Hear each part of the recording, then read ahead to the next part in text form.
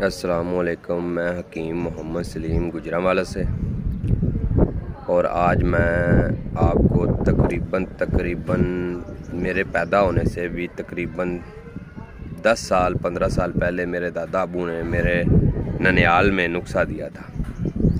तो मैं कुछ दिन पहले गया था उधर, तो उन्होंने ना मुझे बोला कि यार ये तेरे दादा अबू ने दिया था नुस्खा, तो ये हमारे पास आज भी पड़ा हुआ है, तो नमूनिए के लिए दिया था।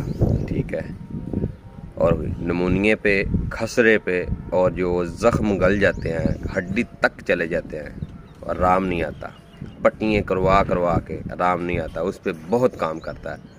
ये अज़मुदा घर में भी जमाया हुआ है, और काफ़ी तकरीबन 150 मरीज़ तो मैंने खुद में जमाया हुआ है।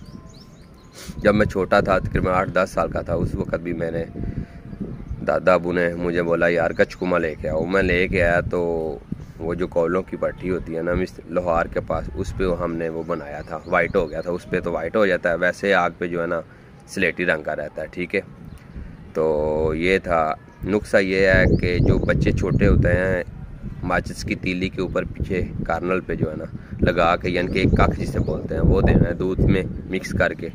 1 से 2 खुराक में जो है ना ये खसरा जो होता है वो बाहर आ जाता है, जो अंदर हो जाता है। अंदर पता है नुकसान देता है, अगर ना निकले बाहर तो बच्चा परेशान होता है। नमूनिया के लिए भी यही है। और जो ज़ख्म गल जाते हैं, ठीक है, पुराने, यानी कि फोड़ा बन गया, वो गल गया, राम ही नहीं आ रहा, चोट लग गई, राम नहीं आ रहा, गल के हड्डी तक ज़ख्म चला जाता है, तो उस पे तकरीबन हफ्ते के अंदर अंदर जो है ये कवर कर देता है। और मैंने ख़ुद भी जमाया हुआ है, ठीक है, खुद पे भी, तो अल्हम्दुलिल्लाह 100% रिज़ल्ट मिला है और अच्छा काम करता है। और मैं भी शुक्रगुज़ार हूँ रिजवान शाह साहब का, जो अच्छे नुस्खे देते हैं। सारे हफीज़ साहब का मैंने उनकी तस्दीक भी भेजी है। पहले शिंगरफ बनाया था एस्प्रिन में, अभी दोबारा शिंगरफ बना रहा हूँ, और ये नुस्खा है, मैं पहला नुस्खा दे रहा हूँ। अल्हम्दुलिल्लाह 100% रिज़ल्ट देगा, और इंशाल्लाह जो भी इस्तेमाल करेगा दुआ देगा सैयद रिजवान साहब को। और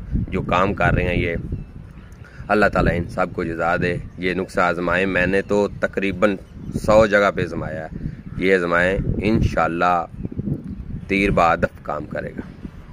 ज़ख्मों पे लगाने के लिए आपने अच्छी तरह साफ़ करके, देसी घी हो जाए या डाल्डा हो जाए, उस पे आपने ना लगा के घी उसके ऊपर उसको भरना है सही तरह, और ओपन छोड़ देना है, पट्टी नहीं लगानी।